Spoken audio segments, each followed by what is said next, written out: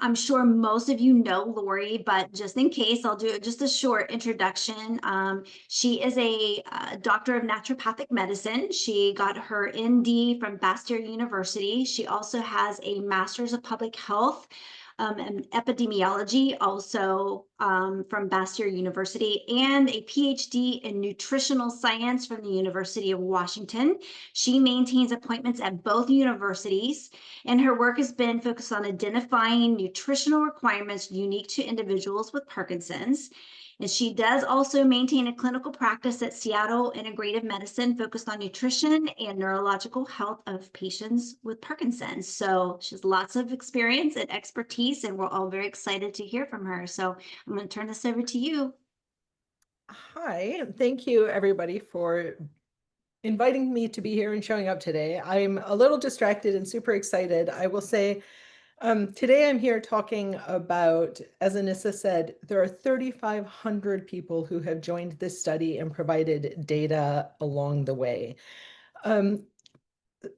Study participant number 1 is in the audience right now, and it's just getting me very excited to know that 12 years ago there was somebody who thought this was a good idea and said they'd be study participant number 1, and here we are 12 years later, 3,500 patients later. This is just an example of how you all have tremendous power, and together one person's story, one person's decision to eat more Brussels sprouts will never actually turn into meaningful data for any of us. But when you all share that you've decided to start eating more Brussels sprouts and we can start to see what that does to the data, it starts to mean something different. So there really is power in number. And so thank you for the people who are in this audience who contributed to making these data available to us today.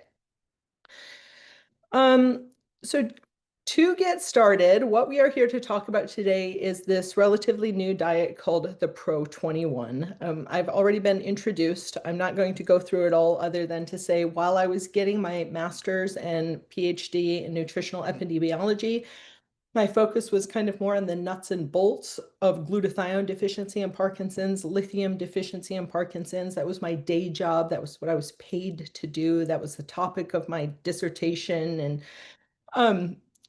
But my side hustle, my evening job, when nobody was looking, was to use everything that University of Washington had to offer by way of nutritional epidemiology.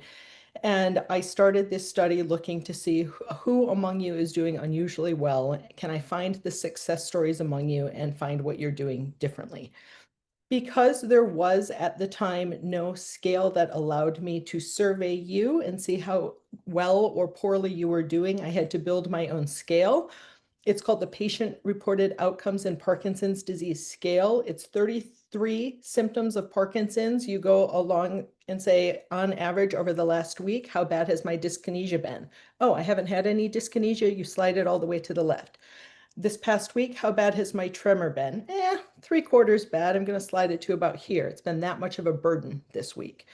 And so it takes a few minutes just to go through, and the worse the symptom, the more you slide it to the right. And then we add up all of your symptoms, and the average person's symptoms, by the time they get diagnosed, they have about a 500 at diagnosis, and that gets worse at about 50 points per year, so that most people get 10 good years. We can disagree about a whole bunch of things, what should be on the list, what words should be used on the anchors, but we all agree. If you go through a list of 33 symptoms of Parkinson's and say, I don't have that, I don't have that, I don't have that. If you have a score of 0, we're all happy. You're happy, I'm happy, your neurologist is happy. So this is the one thing we all agree on. The closer we get to 0, the happier we are. A very generous donor, Don Johnson here in Seattle, gave us the money to turn that scale into a freely available app that all of you can use to get control of the situation. It's free on Android and iOS, and it is a tool that allows you to track your change in symptoms over time, see how you compare to other people diagnosed the same time as you.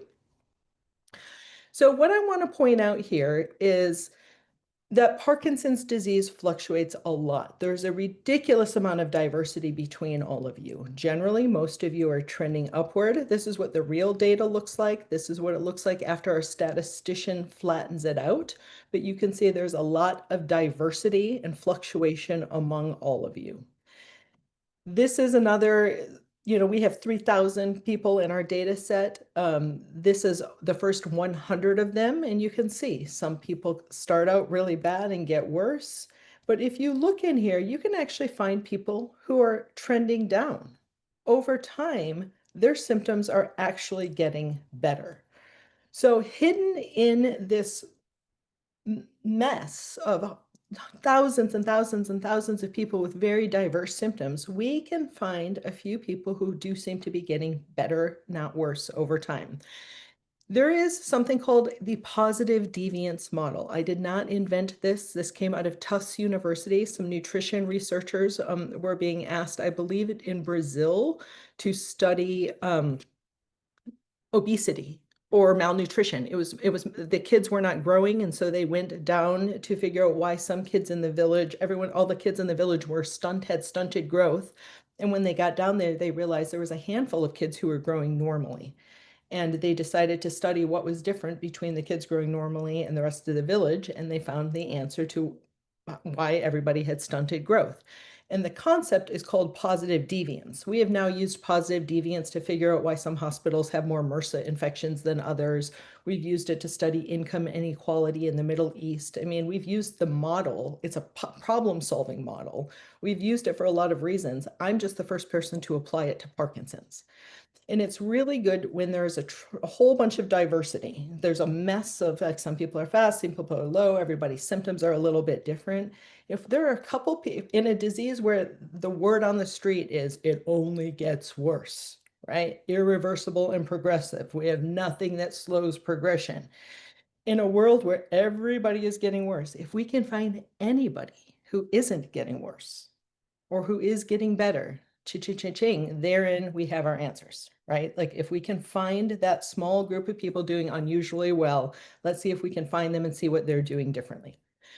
So all of these green dots are real people. When everyone does their slider bar pro-PD score, we add up all the numbers and you get a score. And your score translates to points on here. The higher points you have, the lower your quality of life. People below 500 tend to say their quality of life is good, excellent. 500 to 1,000, they say it's good. Above 1,000, it starts to go downhill, fair, and eventually poor.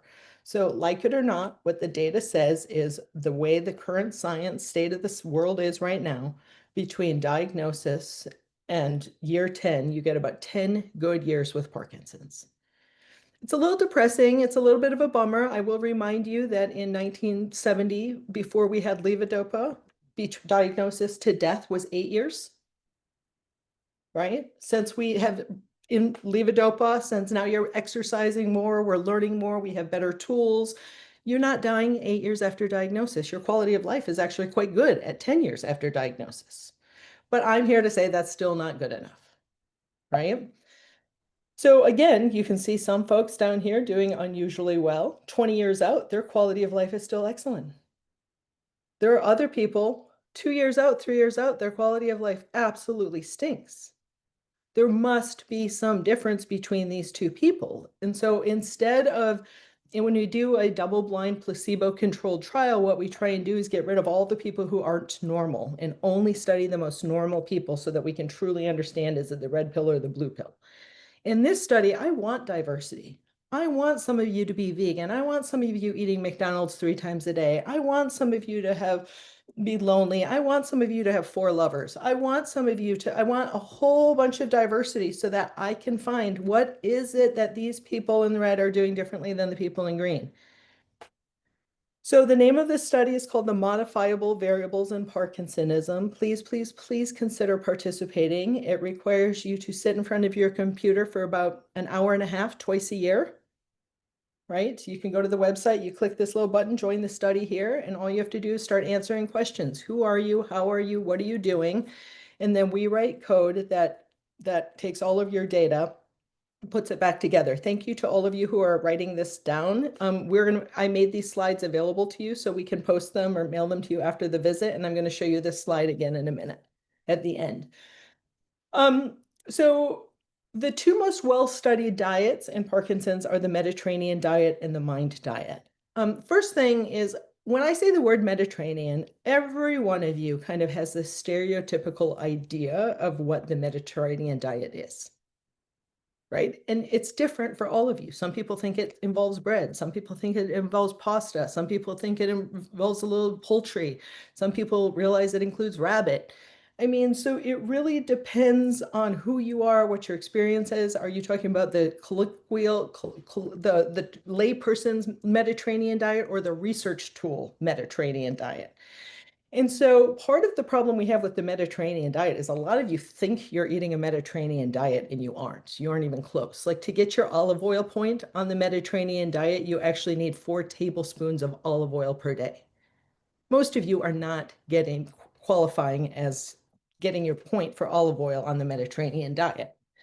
So the point is, we have studied the Mediterranean diet in Parkinson's. We have studied the MIND diet in Parkinson's disease, and frankly, they're both good. They both work. The more you adhere to either one of them, the better off you do. But only the variables in the middle are the real heavy hitters. The ones that really are responsible for being associated with Parkinson's improvement over time are the ones that are in the middle. What we see is the more that people adhere to these diets, especially the MIND diet, the less constipation, apathy, depression, anxiety, insomnia, muscle pain, cognitive and sexual urinary dysfunction they had. Most of you would like help with at least 1 or 2 things on this list, right? These are a lot of non-motor symptoms that your conventional docs do not have answers for. Levodopa does not make a lot of this stuff better. So I am not anti-meds. I want you taking your levodopa. I want you covering your motor symptoms with the meds. I'm here to say the diet part is really could be the answer to a lot of the non-motor symptoms that have been stumbling blocks. When we look at the variables that make up a Mediterranean diet, my job was to try and figure out what's better, the Mediterranean diet or MIND diet. When we look at which parts of those diets are responsible for the benefit, you realize it's actually only a couple of the variables on each scale. The diet itself is not very well suited to Parkinson's. It happens to work, but it works a little, but all this stuff isn't really responsible for the benefit that we're seeing. So what I did is I set out to find a diet that was very specifically designed for you. When I looked at thousands of people with Parkinson's, what foods are people eating that are associated with the best versus the worst outcomes? At the end of this, we're going to take questions. Before you come at me, yelling at me for all of the things you don't like about this diet, realize I'm the messenger. This is not my opinion. This is not what I think you should eat. This is the data. Among thousands of people with Parkinson's that we have been following around the world for the last decade, the people who are doing the best avoid the stuff in red and they eat lots of the stuff in green. So for 10 years, I've been trying to kind of tease out little parts of these data and come up with diets that you guys could eat. And what we've done in the past is called cross-sectional research. We've taken a slice of people and we've been able to say, oh, look, people who eat olive oil are 9.5 points less symptomatic than people who don't. Oh, look, people who eat coconut oil are 16 points less symptomatic. Ooh, a cup of pasta, 16 points to the worst. Bread, 9 points bad, right? And so using some of these numbers, I tried to build you a point scale, kind of like Weight Watchers, where you could eat enough good stuff and kind of counteract a little bad that slips in. And that's kind of how I've been trying to teach you all to eat for years. We now know that my model was on the right track, but it wasn't quite good enough. For those who want a cheat sheet, this is it. What we can see is that people who are progressing the fastest are eating the most dairy, beef, pork, and chicken. Artificial sweeteners, usually in the form of chewing gum, diet sodas, diet drinks, soda, juice, refined grains that includes bread, pasta, croutons, crackers, things like that, anything fried in food from a can. We're going to go through these all in a minute, but you know, this is the data, and this is why we have a Parkinson's epidemic in front of us, is because this is all the stuff that we're all eating. This is what we call normal American diet. The diets are pretty similar. You know, we all, when we look at the Mediterranean diet, the MIND diet, and the PRO-21 diet, you can see in the heart of it, there's really a lot of agreement. And this is pretty fascinating on its own, right? Because I did not build the 21 diet based on another diet. I asked about 800 different foods, right? And we all agree, the ones that just came bubbling to the surface, the more vegetables you eat, nuts and seeds, fresh fruit, olive oil, seafood, wine, we all agree you need to avoid red meat and avoid fried food. It doesn't matter if you're talking about the PRO diet, the Mediterranean diet, or the MIND diet, there's universal agreement. This is the bare minimum. The Mediterranean diet and our diet says you should avoid soda. MIND diet, I suppose that would count as sweets and pastries, sweets, I don't know. MIND diet says no dairy, but the Mediterranean diet doesn't really comment on dairy. Both the MIND diet and the Mediterranean diet called poultry good. Our data says that people who eat chicken are doing worse, right? So it's a little confusing. There starts to be some problems here, but there's a lot of similarity. Okay, this is going to take about 3 minutes. I need everyone to get a little fingers out or just start counting your score, but this is a really important part of this. It's only going to take a couple minutes. We're going to go through this list. There are 21 possible points. I want you to go through and figure out how many points you get, because the next 10 minutes of this talk is going to be very different for a person who has 5 points than a person who has 15 points. So let's figure out what group you're in, because we have a tendency to think we're doing better than we're actually doing. So in the last 30 days, give yourself a point if you can say true to the statement, I buy organically grown food when possible. You go to the grocery store, you go out of your way to get the stuff that's organic. Give yourself a point if you cook most of your own food. Give yourself a point if over the past month you can say, I've been using spices liberally. Give yourself a point if you can say for the last 30 days you have been eating at least a half cup of nuts per day, nuts and seeds, or 4 tablespoons of nut butter, like peanut butter. So if you've been eating 4 tablespoons of nut butter or a half cup of nuts and seeds, give yourself a point. Give yourself a point if you've averaged 2 tablespoons of olive oil per day. Give yourself a point if you get a cup of fresh fruit per day. Give yourself a point if you have had 1/2 cup of fresh vegetables 5 times a week for the last month. Give yourself a point if you've had seafood twice a week. Not fried fish does not count, so non-fried seafood twice a week. Give yourself a point if you have 2 glasses of wine per week, and give yourself a point if you have 2 glasses of coffee per day. Okay, so add up all your good points right now. How many positives do you have out of 10? And let's move on to the bottom bad stuff. So down here at the bottom, you only get a point for abstinence.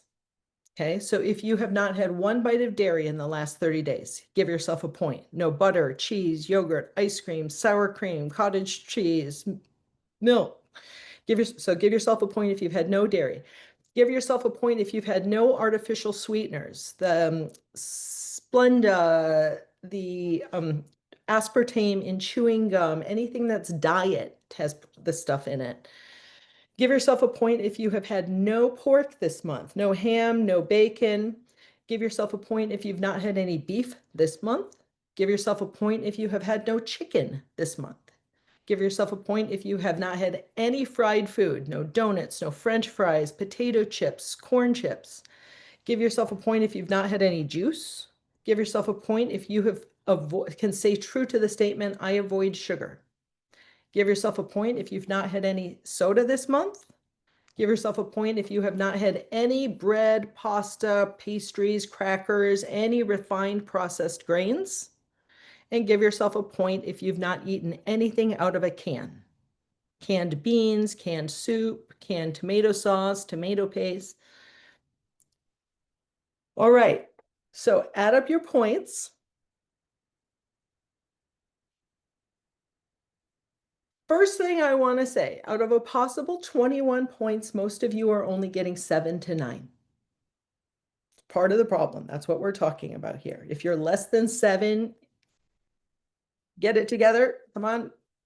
If you are above 9, pat yourself on the back. You are already ahead of the game. Less than 5% of you are getting to the magic spot. You're about to see that people who are getting 15 points or more are in an entirely different category.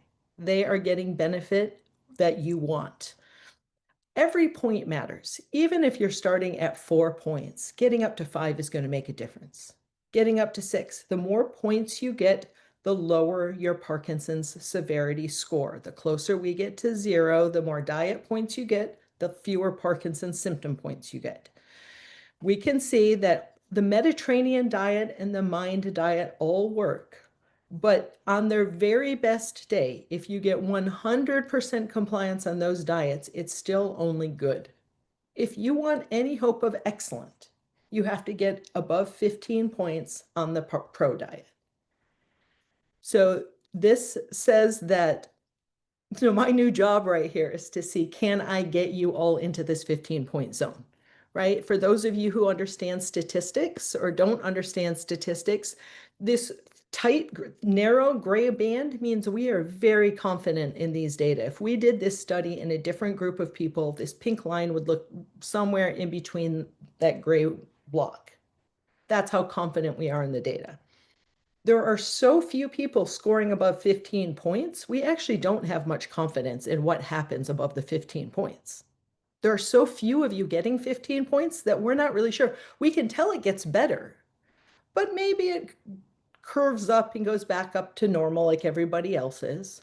Or maybe it brings you all the way down to almost 0. We don't know because not enough of you are adhering to the diet. So my new job is to figure out, is it possible to get you to adhere to this diet?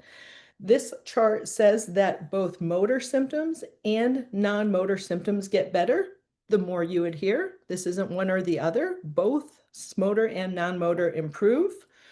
Again, this is just a little statistical lesson, but what we're looking at here is the people who get 0 to 5 points. This is their progression, 6 to 9, 10 to 14, 15 up. And you can see as you get more points on the diet, your rate of progression slows. These people are 43% less progressive slope than these people. These people get 10 good years. These people get 14 good years. These people get 18 good years. You get out what you put in, right? And again, the statistics thing, that see how tight that is? There are lots and lots of people getting 10 to 14 points where in the first 30 months following their diagnosis. We know a lot about those people. We hardly have anybody who is 15 points or more who we've been following 6 to 10 years out. This is going to be really fun to start getting more people up into this high dose to see how flat can we make this. Okay, so this is the same thing. We drew a line. Your quality of life starts to go stink above 1,000. I drew a blue line where quality of life goes from good to fair. And you can see the people who are only getting 0 to 5 points, they get about 20 good months with Parkinson's before they say this stinks. People who are getting 6 to 9 points get about 80 good months before they say this stinks. People getting 10 to 14 points, they're actually still in good shape 10 years out. The 15 pointers, I can't wait to see. Can we find people who we can get people into excellent quality of life 10 to 15 years out? Let's see, let's try it. The elephant or cow on the table that needs to be addressed, right? This is what everyone's going to kick and scream about. What about goat milk? My dairy's organic, but I have my own goat in the backyard that I milk every morning. What about my dairy? Like, you all have this concept that your dairy is different than other people's dairy, that you're not doing quite as much as what other people do. Maybe you're right, maybe you're wrong. Let's just talk about what the data says. This was published in 2016. That's 10 years ago. Harvard published a paper where they looked back over the last 30 years. and said, if we want to find the next generation, we have to get to people before they get diagnosed. If we really want to make a dent in this disease, we have to get to them when this is still brewing in the early stages, not when 20 years in when they're diagnosed. So if we want to find the people who are going to get Parkinson's, the next generation of Parkinson's people, those are the people who have been exposed to the most pesticides, who eat dairy, who have had skin cancer or a traumatic brain injury. If we want to find our next cohort of Parkinson's to be diagnosed people, those are the people we need to focus on. Why, oh why y'all continue to feed your kids and your loved ones dairy? I do not understand, right? Because the data is crystal clear. We have, I believe the last time I counted, there were 18 studies. So we are not talking about Parkinson's people here. We are talking about your loved ones who do not have Parkinson's, your husbands, your wives, your best friends, your children. If dairy protects against Parkinson's, the dot is on the left. If dairy has no relationship to Parkinson's, the dot is on the line. And if dairy is causing Parkinson's, the dots are over to the right. Every study around the world, except one in Japan, every country over the last 40 years has said the more dairy anybody eats in their 20s and 30s and 40s, the more likely they are to get Parkinson's in their 50s, 60s, and 70s. Like, this isn't new information. Like, this was published in 1980s based on research prior to that. So I did this study because so many of you were coming to me saying, well, hey, the dairy says dairy is causing Parkinson's. Does that mean I should give up dairy? And I said, I don't know. Once you have Parkinson's, it might be too late. So I designed this study to answer the question, is it too late? If a person already has Parkinson's, does it matter if they continue to eat dairy or not? And we listed every dairy product individually, and each one by themselves is independently associated with worse outcomes. Ice cream's associated with worse outcomes, butter, cheese, yogurt, milk, cream. Every one of them is associated with worse outcomes. So now we have 18 studies that say the more dairy a non-Parkinson's person eats, the more likely they are to be diagnosed. And I'm coming to you telling you every bite of every serving you eat is making your disease progress faster. In fact, when we look at, not all of those 21 points are equal, right? Canned food is not as bad as beef. Beef is not as bad as dairy. This chart says that dairy is hurting you more than fruits and vegetables are helping you. I mean, I don't think that is sinking in for all of you. You kind of feel like, oh, because I eat fruits and vegetables, I can have a little bit of this and that, and it doesn't matter that much. And that's not what the data says. I went looking for the positive deviance. Can I find the outliers? These data say that people who drink wine have fewer symptoms than people who don't drink wine. People who eat lots of spices have fewer symptoms than people who don't eat spices. But you can see from across the room, there is one group among you who is doing way better than the rest of you. They are hundreds of points less symptomatic than the rest of you.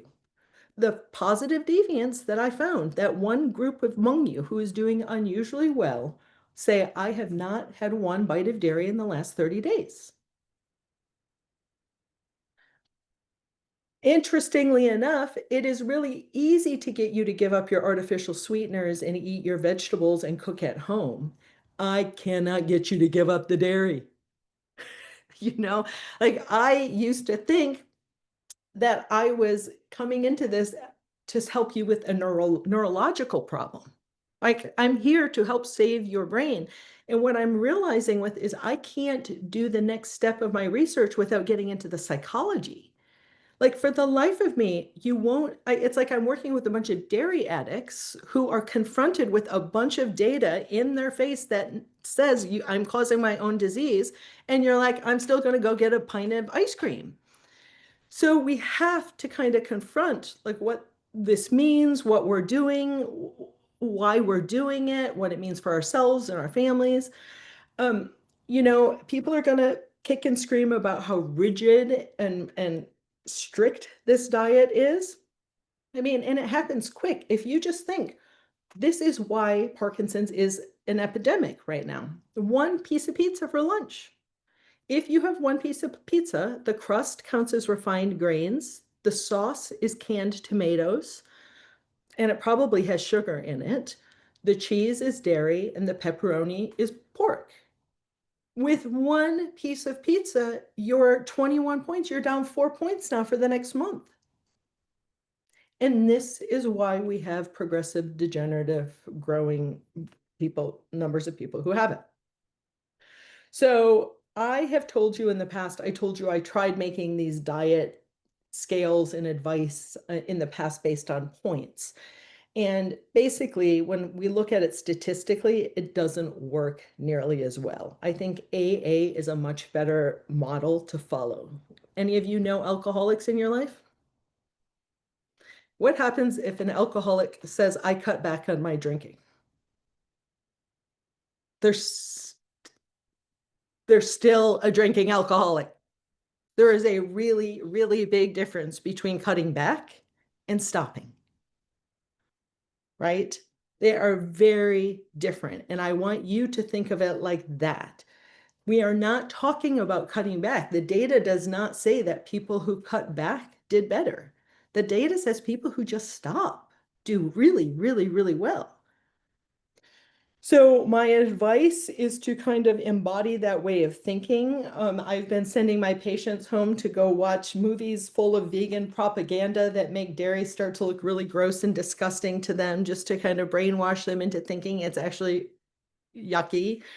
But really, the big part of the problem is the story that you're telling yourself about how your dairy is different. Mine's organic, and I'm only doing a little bit. And when I do it, it's from A2 cows and unpasteurized. And like you all are kind of excusing a little teeny bit of your dairy intake. And the data is saying you guys are progressing just with the other people. If you really, really want to up the game, stop. And just to be honest here in how we do research, we might not even be studying food. What we might be studying is discipline and commitment, right? The people who are most abstinent are different than you. They're not cheating. They make their mind up and they commit to it. So there could be a whole bunch behind this. We're talking about it like it's food, but we could be seeing some things that are just, people who are deep, deep, deep, profound sense of commitment to a decision they've made are the people who do best. There's a whole bunch of stuff that we haven't talked about and we're not going to talk about here in terms of what this means in terms of your community and how this might help or hurt your finances and your social life and things like that. But I would argue that not taking these steps is going to hurt your social life long term. And what I mean by that is this is a super slow growing disease. If you're on this call, it means you're pretty well informed and well educated, and most of you know by now that by the time Parkinson's is diagnosed, most of you have had it brewing for a couple decades. It looks like you have had some evidence of disease for about 20 years by the time a person is told you have Parkinson's. So this black line is real data. This is real, true data. Like I said, most people get about 10 good years. If you were diagnosed today and you said, geez, Laurie, I'm going to give up dairy and start eating more fruits and vegetables, and that alone is going to cut the rate of my Parkinson's progression by 50%. Just say that's true. So here's your 50% reduction. So now instead of 10 good years, you get 20 good years. Great. I'll take it. 20 good years is way better than 10 good years. But that's still not good enough if you're a 50-year-old parent who wants to watch their kids grow up. You need more than 20 years, right? So what we need is either better than 50% reduction in slope, or we need to get started earlier.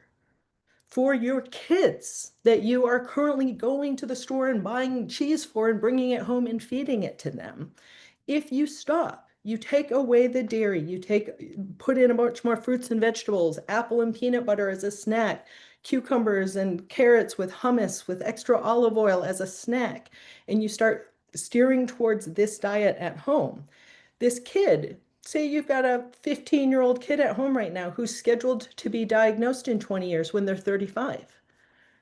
Instead of that kid being diagnosed with Parkinson's disease at 35 years old, they are now talking about 40 to 45 more years disease-free. You just gave your kid 20 to 25 years without Parkinson's because you figured out how to use almond milk.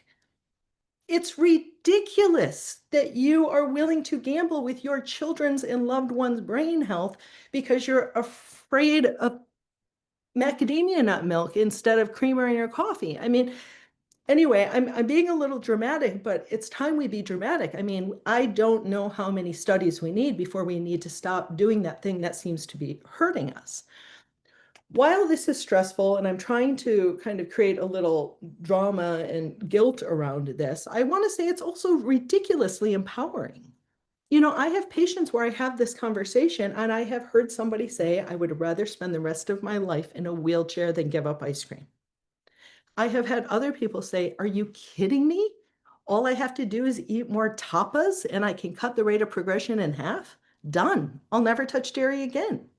My sister's vegan, my daughter's vegan, this will be no problem. Right? Like the way you respond to this is huge.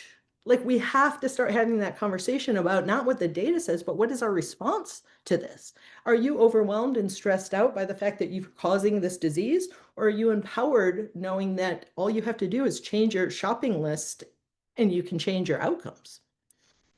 So it really is this simple. I think of where I want all of you to get to is excellent quality of life many, many, many years down the road. If you think of yourself as a boat that is off course, if it is not on this list, it means it's not hurting or helping. Eggs are neutral, rice, neutral. If it's not on here, it's fair game. But what I'm here to tell you is every bite of bad stuff that you have is steering you further off course. All the fresh fruit, nuts and seeds, olive oil, fish, vegetables that you eat are steering you towards the destination. We really do see people getting better over time. It's not all food. If I get invited back, we will talk sleep and money and friends and exercise and all of these other things that seem to be associated with better outcomes. Here's a paper we published that shows people who are exercising 6 to 7 days a week are almost 50% less symptomatic than people who aren't exercising. Here is a paper that shows people who say, I have a lot of friends, are almost half as symptomatic as people who don't have a lot of friends. This isn't all about food, but my goal here is to really, really, really drive home how modifiable this is. Like you have been told Parkinson's is irreversible and progressive. And now that I have been following thousands of you for the last 10 years, I don't know what's going on with your neurons, but I'm telling you, 7% of you have symptoms that are getting better over time. In our practice, we see people getting better all the time. It is my opinion based on data that I don't believe this condition is nearly as irreversible or progressive as I have been taught, as you have been taught. I am seeing differences all the time in our own data. So again, here's the study I want you to all join. There are a whole bunch of questions you have about where do I go for more information. We are just getting started.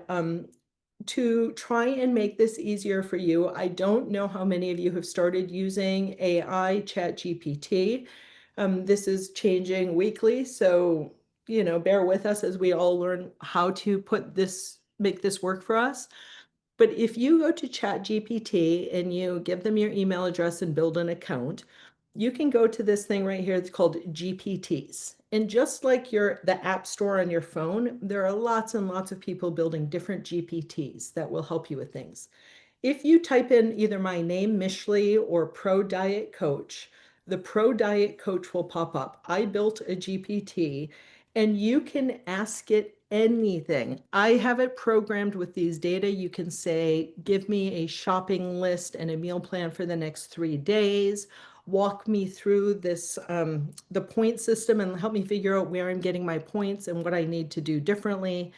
I took a picture of my refrigerator and asked it to tell me what I had to throw away and what I could keep and what recipes I could make with what was left over. Here I ask it, when people tell you French fries are the only thing that brings them joy, what will you tell them? I'll tell them this with warmth and honesty. Joy matters, but so does feeling good. French fries are delicious, but here's the trade-off. Blah, blah, blah. If the link was strong enough to, it's a, blah, blah, blah. So anyway, it's all programmed so that if it says, now that you've gotten your score, how are you feeling? So for people who say, I'm motivated, I'm ready to make changes, we take you a whole different direction than people who get their score and they're like, oh, this isn't realistic for me. I'm hopeless. We have it so we take you in different directions and can kind of try and help meet you where you're at. I teach an online Parkinson's school. It's $10 a month. I've made you all a free coupon called PMD-2025. There are probably 300 hours worth of material on here. We have a dietitian who teaches an amazing monthly cooking class. And the reason I'm giving you this, one, because I want you to kind of see what's under the hood, but tomorrow at noon, we're kind of picking up where we're leaving off right now. Tomorrow is a deep dive talk about this diet for Parkinson's school, but what we're going to do is go through all 21 of these variables and talk about the why behind it. Chicken's on the list, but why not turkey? Does that mean turkey's fair game? What does that mean? Right? Wine, like, do I really need to drink 8 ounces? Is 6 okay? Can I go on a bender once a weekend, or do I have to actually do twice a week? We're going to go through each of the individual foods and kind of try and make sense of what's the rationale behind it. So that's tomorrow. And I'm here to take some questions if we have time for questions and anyone has any. We do. We have time and we have questions. So I'm going to start with a question around dairy, because there's been several questions around dairy. So let's tackle that beast. Okay. So this one says, I have osteoporosis and my primary care doctor told me that to eat lots of dairy because of calcium and vitamin D from the dairy. Is better than a supplement or leafy greens. I'm lactose intolerant, so I have to take Lactaid or drink special milk to follow the doctor's orders. Does the fact that I have osteoporosis mean your research about dairy being bad for PD doesn't apply to me? I'm very confused about which advice to take. So the evidence is that people who are not, so we need you to not become calcium deficient, but there is a lot more that goes into bones than just calcium. And there are a gazillion ways for you to get your calcium needs met that don't equal dairy. Back in 93, when I got my undergraduate degree in nutritional sciences, I was doing a thesis, kind of a capstone project on the role of dairy in osteoporosis. And I was absolutely shocked it was my first time walking into the medical literature library and realizing the more dairy any country eats, the higher the rates of osteoporosis in that country. It is true that dairy contains a lot of calcium. The second half of that sentence is dairy contains a lot of sulfur-containing amino acids that make you pee out all your calcium. The dairy industry has been brilliant at marketing themselves as a solution to bones, but I'm here to tell you, there are many, many, many ways to get rid of dairy and maintain adequate calcium levels, which we certainly want you to do. And be careful, because calcium supplements can interfere with meds, right? And that might be what we're seeing here. Take away all the protein from the animal products, take away the calcium that's getting in the way of the levodopa working well. And Brussels sprouts in vegan-ish diets aren't actually healthy at all. They're just making your medication work better. I mean, that's a possibility. And frankly, I don't care. Whatever works. All I'm telling you is that people who don't eat dairy are doing better than the ones that do. So we have to all try and figure out what that means. All my patients get DEXAs every couple years. If they have bone issues, that we are making sure that they are not only getting their calcium, but their vitamin D and their boron and their strontium, and they're standing on vibration plates and doing weight-bearing exercise and blah, blah, blah. But I can assure you that a person with osteoporosis cannot chug enough dairy products to reverse their osteoporosis. It just doesn't work like that. Along the line, we had questions about what exactly about dairy is it that's leading to these bad outcomes? We have been arguing about this for years. We don't know. Some people in the environmental medicine world think it's not dairy at all. It's just the pesticides that are getting into the feed that we give the cows. And then pesticides bioaccumulate in the breast milk. And so we get a huge dose of pesticides when you're drinking non-organic milk. Other people think it has nothing to do with organic versus non-organic, that when you breastfeed, any mammal baby breastfeeds, what you're doing is seeding your intestine with the bugs that belong in our microbiome. That's what breastfeeding is. When a mom breastfeeds, she's seeding her child's intestinal tract with their microbiota. So every time you're drinking a glass of milk, you're drinking the bugs that belong in the gut of a cow. And lo and behold, we find you all have small intestinal bacterial overgrowth and you have too many methanogens. You have a whole bunch of methane producing bugs in your gut that don't belong there. Did that come from the dairy product? Maybe, maybe not. There's an antioxidant called uric acid. We've known for 30 or 40 years now, the lower your uric acid, the faster Parkinson's progresses. Fresh fruit raises it, dairy lowers it. So maybe the mechanism has something to do with that. Maybe a whole bunch of you are lactose intolerant and you're just all of the intestinal inflammation is creating a situation where there's malabsorption and inflammation, and that's causing some other problems. So there are two types of research. Probably 95% of all research that's been done in Parkinson's world for the last 50 years is what we call explanative. At the end of the study, we can tell you why something is the way that it is. My research focuses on the pragmatic. I can't tell you why, but I can, at the end of the study, I can tell you what you should do. I don't know why dairy is hurting people, but I can tell you the people who don't touch it are doing much better. So the alternatives such as nut milk, oat milk, cheeses, and ice cream, are those okay if you're doing the vegan versions? Yes, for right now, I'd say the answer is a yes, for a transition zone. So in Parkinson's school, on the 28th of every month, I give a talk to the group. Tomorrow's talk is on this PRO-21 diet, but next month's talk is on processed food. And I'm making everybody read this book called Ultra Processed People. And they're all going to get really freaked out about all of the stuff that's in all of the artificial Impossible burgers and soy creamer and things that they're using. So the answer is we are all works in progress, right? You know, the day I decided to be healthy, I was 17 years old, and when I stopped at the Shell station to get my morning Mountain Dew, I remember deciding I was going to start to be on a health kick from now on. And so I bought a Hostess blueberry filled cake to go with it so that I would start my day with fruit. In addition, not just Mountain Dew, but fruit too. Right. And like I walked around as a, cocky 17-year-old in northern Michigan thinking I was on a health kick. You guys should follow me because I'm healthy. I start every day with fruit. Like, no, now I can look back on that and say, oh my God, you just went from crap to crap squared, right? But in my mind, that was the first step I needed to start to feel a sense of pride about doing something for myself that was healthier than yesterday. And it was, fast forward a couple of years and pretty soon, it was frozen berries, and then it was fresh berries. And like, it's a stepping stone. And if you can right now get all of the dairy out of your refrigerator and just go with soy milk, coffee creamer, and fake feta cheese for your Greek salad, and an Impossible burgers for your meatballs. I'll take it. I'll take it. I'll take it as a transition zone, learning as a crutch until you kind of figure out a little bit more about rice and beans and what you like along the lines of tofu and things like that. Yes, for right now, it's okay. All right. We've also had a lot of questions about the canned food or the Yeah. canned vegetables, canned fruit. So what it is about the can, and then also like if it's cooked organically, preservative free, and in water, does that matter? So anything in glass, I think, is fine. I mean, I think it's the metal and the bisphenol A in the lining, probably.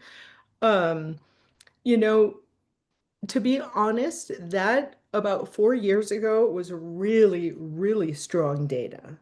And over the last couple years, it has been getting weaker. And interestingly, about 3 years ago, they started phasing bisphenol A out of the cans. And so um, that is, of all the foods on the list, you'll see that that was the wimpiest of the associations. That was a much stronger association a couple of years ago. So we might already be seeing some improvements in production and things like that translating into something. Um, but I also was super afraid that my taking away beef, like I didn't want to steer people to cans, right? Like I was afraid like it wasn't good to, even though it's not as bad, it's still bad. And I didn't want anyone thinking, Laurie said, eat more vegetables. I'm going to get them as cans. Clearly the only beneficial fruits and vegetables are the fresh ones. That doesn't need to be cooked, by the way. They just need to be fresh. I mean, they can be cooked. Like fresh does not mean raw. Fresh can be raw or cooked.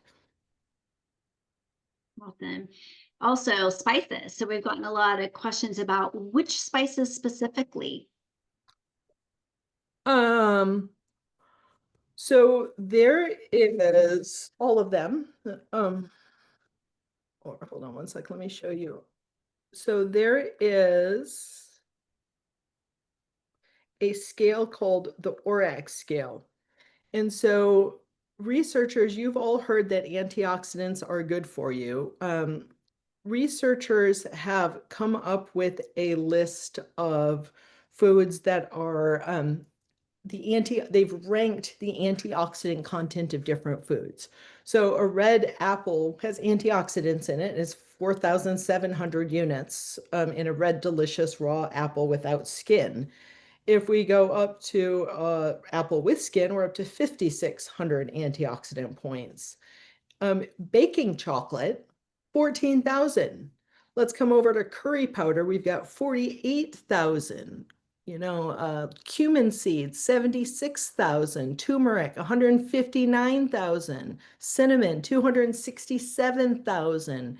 I mean, so I like want you putting cinnamon and cloves in your everything. Get some of that chai tea without water. I mean, without milk.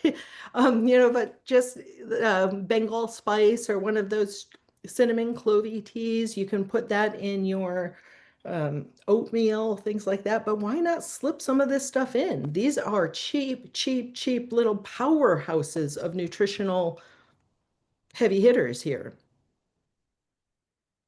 That's very helpful. Um, we also had a question, and go back to the fruits and vegetables for a minute, because I think this is something that probably many people are wanting to know. How about freshly frozen vegetables and fruits?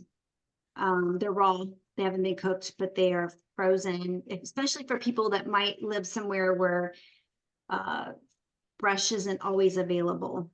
Right. Beggars can't be choosers. I mean, I was hanging out with a friend of mine this weekend, and she was saying, like I work at the VA. I have a whole bunch of patients who do their grocery shopping at the dollar store. Right? Like fresh just isn't an option for people who live in food deserts who Mhm.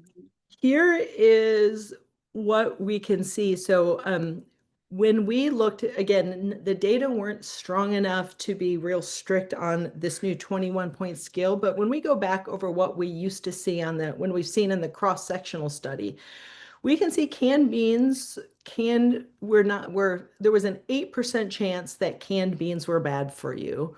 We were really sure that canned fruit, canned vegetables, and canned food in general was bad. For some reason, canned fish, maybe the omega-3s and fatty acid make up for the negative of the can, but canned fish did not look as bad as all the other canned stuff.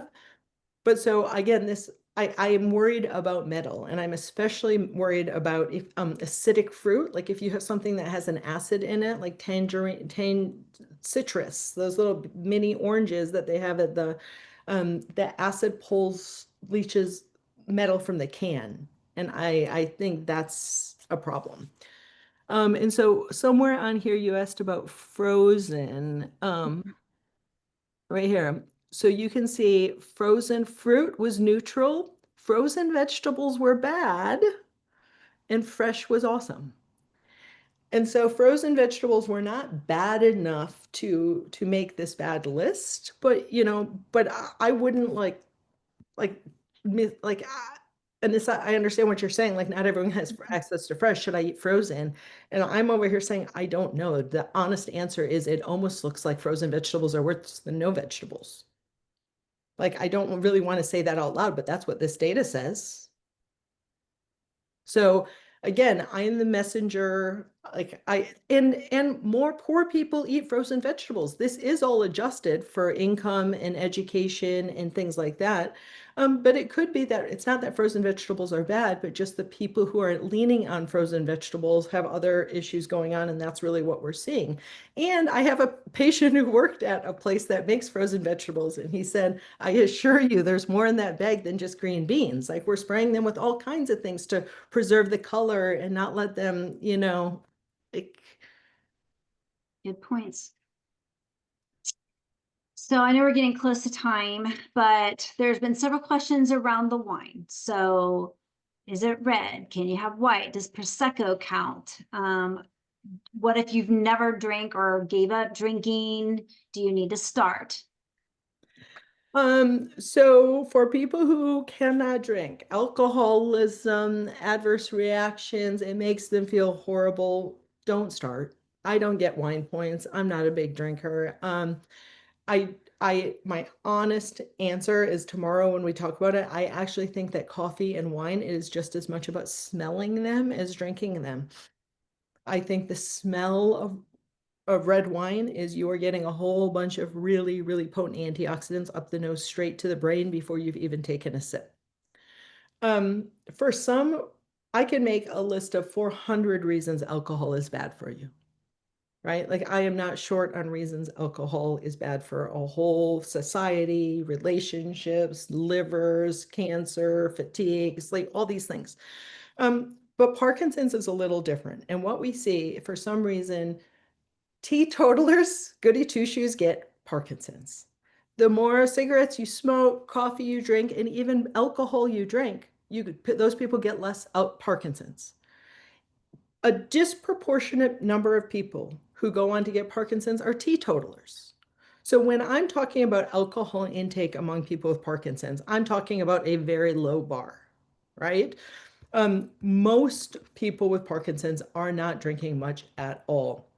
But what the data is saying very, very clearly, where this has been submitted for publication here, is the darker the line, the more alcohol a person drinks. This is a radar chart. And so the bigger the blob in the center, the more symptomatic you are. And you can see that the more alcohol people drink, as the lines get darker, their symptoms get smaller. I don't know if it's the people who, like, I study glutathione deficiency, right? Parkinson's patients are all low in glutathione, and you need glutathione to detoxify alcohol. It could be that the only people who are actually drinking actually still have a lot of glutathione and they feel good after they have a couple drinks, they go to bed, they get a good night's sleep and go to work the next day. What we could be saying is that the people who are low in glutathione, they have a drink of wine, they feel horrible, they feel hungover, and they're like, I just can't drink.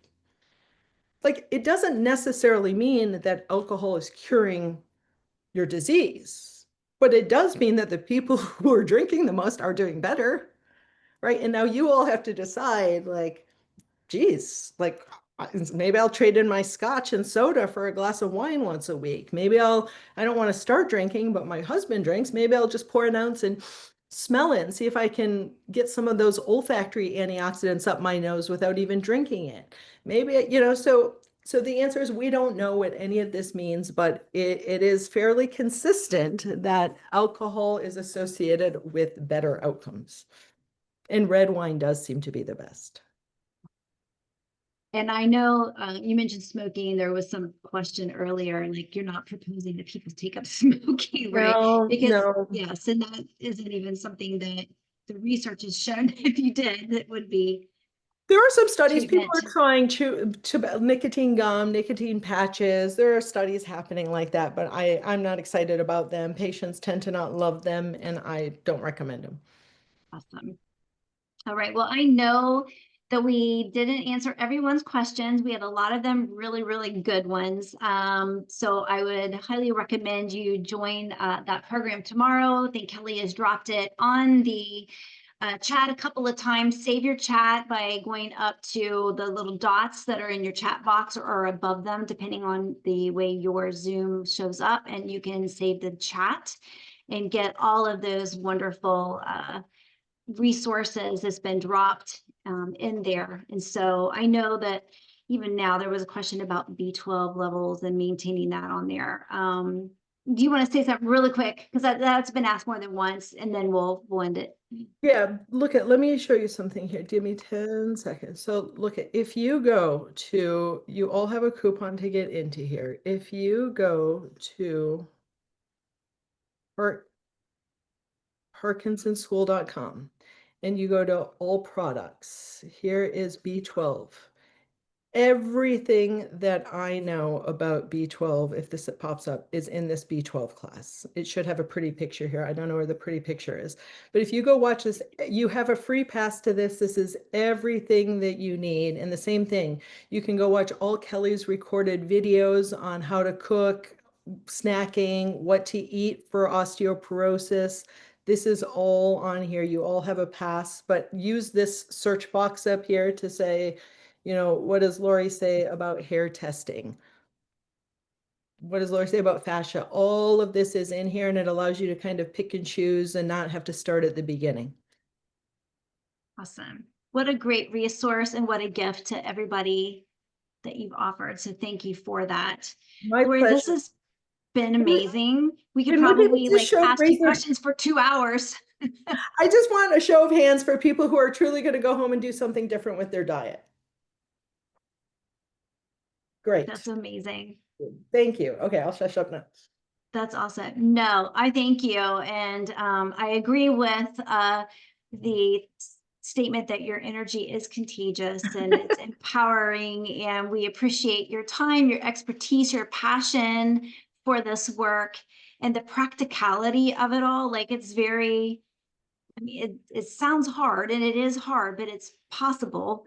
And it's honestly, you're showing us the data that it's helpful. So thank you for that. And thank you for joining us today.